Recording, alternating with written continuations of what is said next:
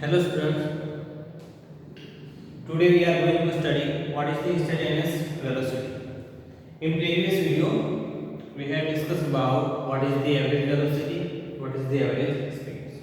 So now first question is, why we need to define the instantaneous velocity? We know that what is the average velocity. So average velocity is defined as, it is the ratio of the displacement divided by the time taken for that displacement. So we have already the average velocity, and why we need to define this one more types of the velocity. And what is this? What is the instantaneous velocity? So the average velocity whenever object is moving non-uniform motions. So we have given some specific particular intervals of the times, and for that we will find out the average velocity. Okay. So that average velocity in which our object is moved with non-uniform motion. So that average velocity gives you the how fast an object moving for particular intervals of the times. For a particular intervals of the times. But that average velocity does not give information about how fast object move at different instant of the times during the motion. You cannot find out from the average velocity at specific point. You can't find out the velocity of that object. Okay? Because of that, we need to define one more type of the velocity, that is known as instantaneous velocity. Now question is, what is the instantaneous velocity? What is the definition for that? So when you apply the limit of the average velocity as the time becomes very small, delta t tends to 0. When you apply this limit to average velocity, so you get the instantaneous velocity. What is the average velocity? We have learned this one, average velocity. So it is the ratio of displacement divided by time taken for that displacement. But when we apply the limit to this average velocity in which the time intervals is very small, that means delta t tends to 0. At that time, this average velocity becomes instantaneous velocity. What? Instantaneous velocity. Okay? So this is the instantaneous velocity, in which this is the limit in which your delta t tends to very small or very near to 0. So when we remove these limits, this derivative becomes a perfect derivative, that is dx by dt, and this is also denoted by x dot. This is the dot. This is the indication of one derivative. Suppose you have two dots, so this is two derivatives. This gives the acceleration. This is change in position with respect to time. This dot is indicate that there is a derivative with respect to times. That means this is the axis position, and position is changed with respect to times. That is known as velocity. So one dot indicate the velocity when we have the x, and two dot indicate the acceleration. Okay? This is double derivative. This is one derivative. Okay? So not need to remember this x double dot, but here x dot is your instantaneous velocity. Okay? So this is the information about the instantaneous velocity, why we need to define the instantaneous velocity. Okay? So average velocity does not give information about the velocity of an object at particular instant of the time during the motion. So for that we define one more types of the velocity, that is known as instantaneous velocity. And why we how we can define the instantaneous velocity? So in which we apply the limit, the delta t tends to 0 for that average velocity. So that average velocity becomes instantaneous velocity. Okay? And here this is also denoted by x dot. This dot is indication of time derivative. Okay? And in language of the calculus, this is known as the differential coefficients of the x with respect to time. What? Differential coefficients of the x with respect to times. So this is in language of calculus. This instantaneous velocity is also defined as, that is the differential coefficients of the x with respect to times. So this is the all about the instantaneous velocity. Now question is, how we can find out the values of instantaneous velocity? So for that we have two methods. First one, that is graphical method, and second one, that is numerical method. So we learn one by one. First of all, graphical methods. So this graph we have learned in the previous video, previous theory. At that times we draw the graphs, positions versus time, x versus time, for different situations. First situation is that when our object is stationary. Second one, our object is moving with uniform velocity in positive direction. Then the object is moving with uniform velocity in negative direction. And fourth one, that is this one, when our object is moved with non-uniform motion. Now question is, what is the non-uniform motion? So whenever object covers the different distance in equal intervals of the times, the times intervals will be equals, but the distance covered by the object will be different. So that motion is known as non-uniform motion. And for that graph, this graph we have drawn. Okay, so this is for one car is moved from one position to another. Now suppose, okay, this is the for non-uniform motion. Object have the non-uniform motion. So now we want to find out the instantaneous or velocity at particular point. Suppose this is P point. At this point, that is t is equal to 4 seconds. We want to find out the velocity of car at particular point or at particular time, that is 4 seconds. So for that, we highlight this portion. We highlight this portion only because we need this point. We want to find out here velocity. So for that, we highlight this portion and draw it. You can see this is similar graph, but now this is highlight portion. For that, we take the different scale of x-axis and y-axis. Okay. Now our objective is we want to find out the velocity at this point, at point P, at the 4 second. So first of all, you consider the different intervals of the times, but your P points or 4 second is kept at the centers. So now you find out first interval, that is T1. But your 4 second, that is at the centers. So you take P1 and P2 points. So for that, we have this is T1 and this is T2. That means this difference is that your delta T1. Is it okay? And how much difference? This is 5 minus 3. That means 2 seconds. So we take first interval, that is 2 seconds. And find out what is the displacement for these intervals, delta T1. So for that, object can move from P1 to P2. That means this. Okay. And what is the value of this displacement? So you can find out from this one.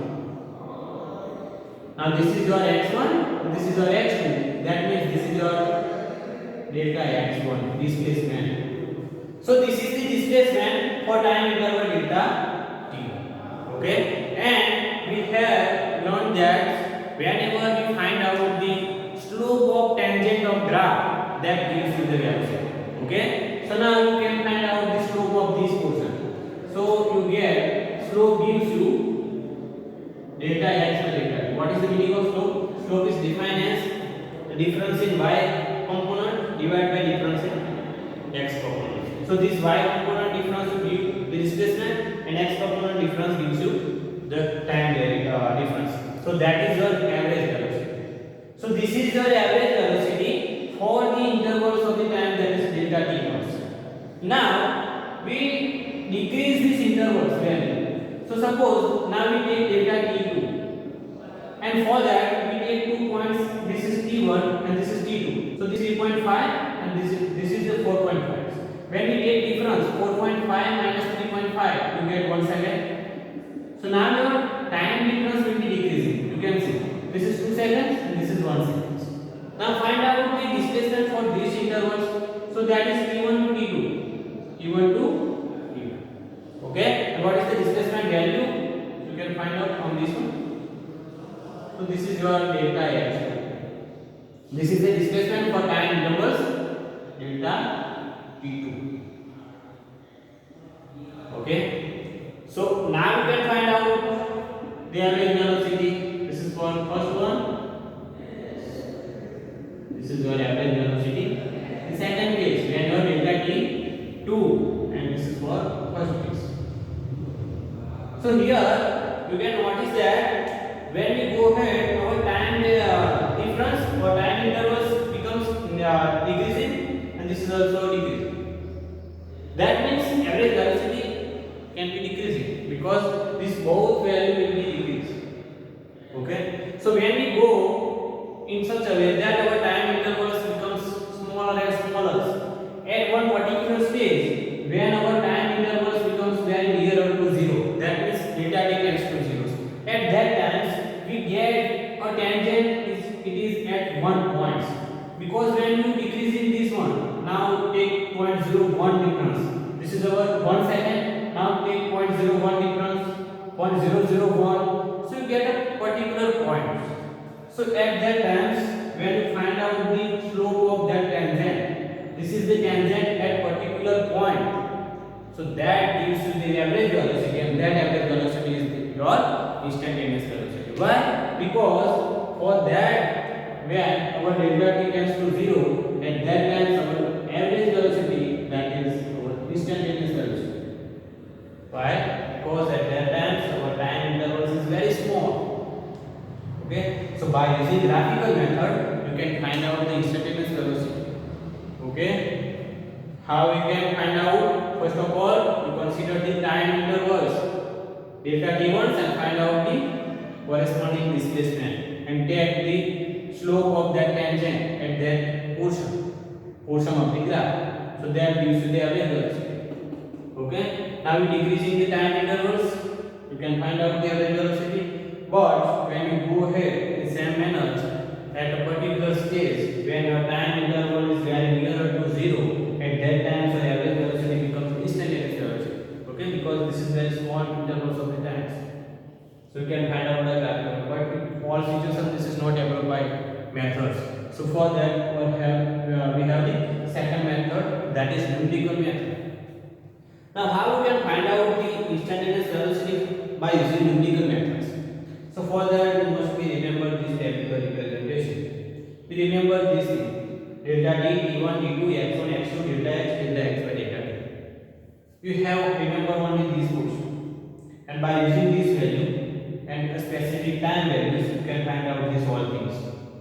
Okay, so now let us start how we can find out the instantaneous velocity by using numerical method.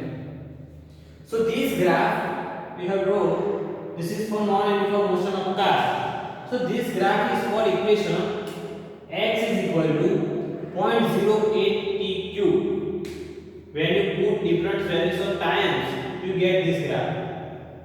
Okay, so now we have this equation. Now using this equation you can find out the instantaneous velocity. Okay, but for that our first step is we must be consider the different intervals of the times. But your t is equal to 4 seconds, that is at the center. This is our first condition. We want to find out the instantaneous velocity at a specific point, that is at 4 seconds. So this t is equal to 4 seconds must be remain there at the center. So according to that condition, we can find out different intervals of the time: delta t1, delta t2, delta t3, and so on. So first case we consider our delta t1, that is 2 seconds. But your 4 seconds, that is remain at the center. You can see this is delta t1. So delta t1, that is 2 seconds. We consider these time intervals. Now these time intervals for delta t1, this is 2 seconds. We can find out t1, t2. So what is the equation for t1 and t2? So we can find out t1, that is t minus delta t by 2. This is our delta 1 is 2 seconds. So you can take delta t. Is it okay? So now what is your t values? T values means the time at which we want to find out the instantaneous velocity. So at point P, but P point is at the 4 seconds. So our t value, that is 4.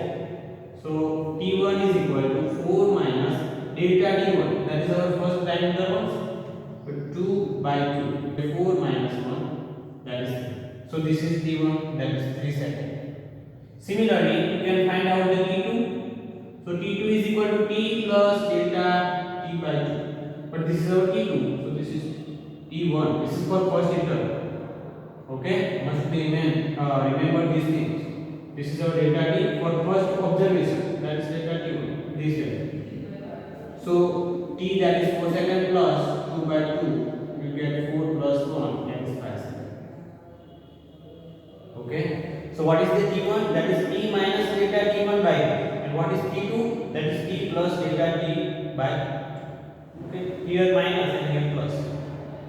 So in first observation we have given delta T values, and we, by using this, we can find the value of T1 and T2. This equation. Now find out corresponding value of x1 and x2. Which corresponding? T1 and T2. So how we can find out value of x1 and x2?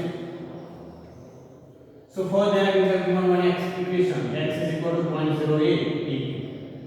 So according to T1, our T1 value, that is 3 seconds. So find out the x1 at T1 is equal to, so now put value of T, that is our 3. Is it okay? By calculation you get 2.16. This is our x1 value. Similarly, you can find out x2.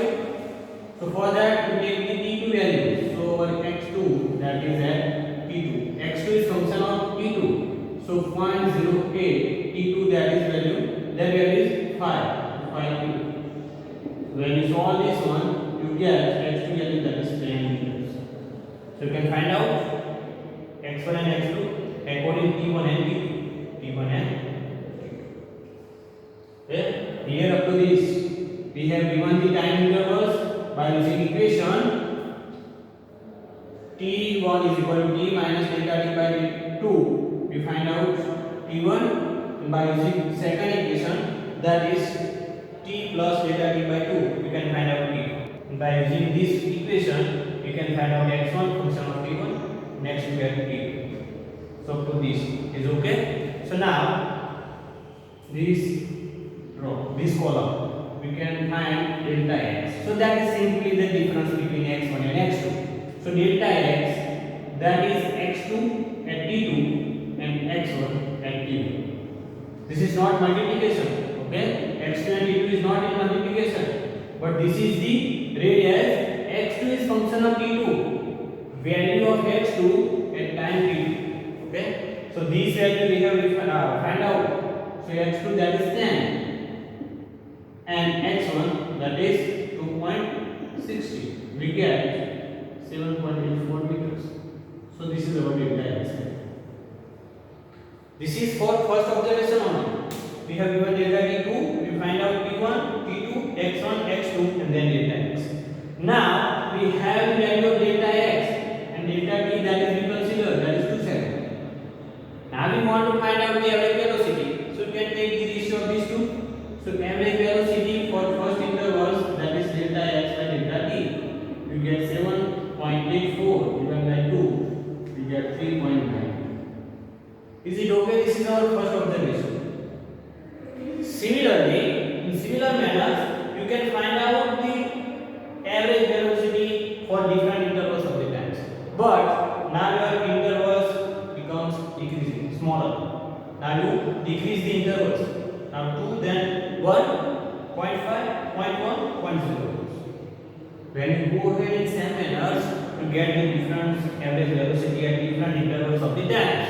But here you notice that the average velocity is tends to at the specific value, that is 3.84. You can see in first case you have 3.92, then 3.86, then 3.845, then 3.8402, then 3.8400. When you find out for different intervals, your average velocity becomes tends to towards the 3.84. That means at the specific value. Okay? And at this stage, when your time intervals becomes very small, that is tends to 0. At that time, you get final this average velocity, that is instantaneous velocity. Is it okay? So this is the numerical methods. You can find out the instantaneous velocity. Here the further calculation is given here. You can see this is for when your time intervals 1. This is for 0.1. Okay, up to this you have given here. Okay, so this is the tabular representation. From that you can find out the instantaneous velocity. This is the numerical methods. Also, here one more graph is given. This graph is for this one. This is the graph between positions versus times. We can find out the velocity variation with respect to times. This is position variation with respect to times. So here you can see up to this.